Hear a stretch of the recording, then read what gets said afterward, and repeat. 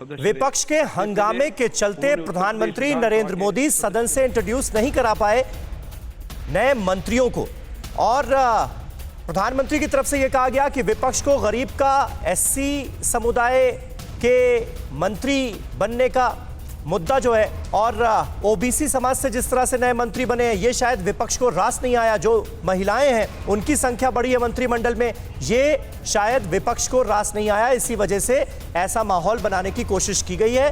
सोचा था उत्साह भरा माहौल रहेगा पहले दिन, ये कहा प्रधानमंत्री नरेंद्र मोदी ने। मनीष, कुल मिलाकर यह सत्र हंगामेदार रहेगा, इसके तो आसार लगातार जताए जा रहे थे, लेकिन मंत्रियों का इंट्रोडक्शन नहीं कराया जा सकेगा हंगामे की वजह से, यह शायद एक्सपेक्ट नहीं किया था प्रधानमंत्री नरेंद्र मोदी ने भी, इसीलिए काफी नाराज नजर आए ऑपोजिशन के इस रवैये को लेकर। देखिए समीर, ये बात तो सच है कि जब आगाज ऐसा है तो अंजाम क्या होगा ये आप समझ ही रहे हैं। लेकिन बात यही है कि जब प्रधानमंत्री मंत्रियों का परिचय करा रहे थे और सदन में इतना हंगामा था, तो प्रधानमंत्री की यही एक राजनीतिक कुशलता है कि वो मौका को देखकर उसी हिसाब से राजनीतिक संवाद करते हैं।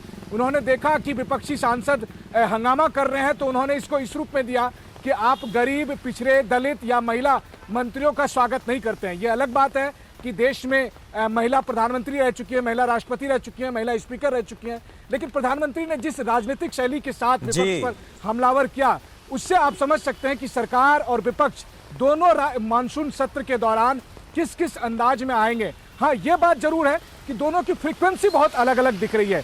मसलन प्रधानमंत्री ने सबसे पहली लाइन यही कही कि मुझे उम्मीद थी कि आप सबको उत्साह में होना चाहिए था, क्योंकि प्रधानमंत्री नए मंत्रिमंडल के साथ आए। वहीं विपक्ष के लोगों को लग रहा है कि जब जिस देश में पेट्रोल डीजल की इतनी कीमतें बढ़ी हुई हो, बेरोजगारी हो, कोरोना का कहर चल रहा हो और तमाम तरह की समस्याएं हैं, तो वो कैसे उत्साह दिखाएं। तो ये सत्ता और विपक्ष की अपनी अपनी फ्रीक्वेंसी है, लेकिन यही वाकई में लोकतंत्र है। बिल्कुल सही बात है। सुप्रिया भारद्वाज भी हमारे साथ मौजूद थी। सुप्रिया, करना था विपक्ष को प्रहार और प्रधानमंत्री नरेंद्र मोदी ने कर दिया सियासी प्रहार विपक्ष पर ही। और प्रहार दोनों चल रहे हैं। और समीर, जैसे मनीष ने कहा, बिल्कुल अंदाज अगर ऐसा है तो अंजाम कैसा होगा।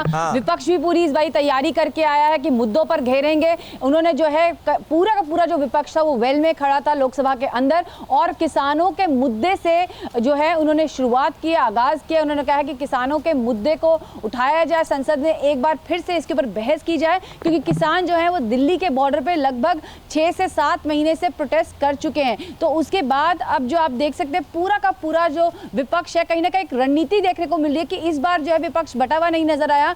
मुद्दों के ऊपर एकजुट होकर जो है सरकार पर उन्होंने स्टार्टिंग में ही हमला कर दिया, उस सिचुएशन में जहां पर यूजुअली अमूमन जो होता है फर्स्ट डे होता है तो विपक्ष और सरकार मिलकर कुछ जो एक रिचुअल्स, एक ट्रेडिशंस चले आ रहे हैं उस पर ज्यादा हंगामा नहीं काटते हैं। लेकिन इस बार जो है स्टार्टिंग, इसको कहते हैं ना कि विपक्ष भी जो है इस बार कह रहे हैं कि we are in business mode, हमें सिर्फ और सिर्फ अपने काम की बात करनी है, हमें मुद्दे उठाने अपने तरीके से।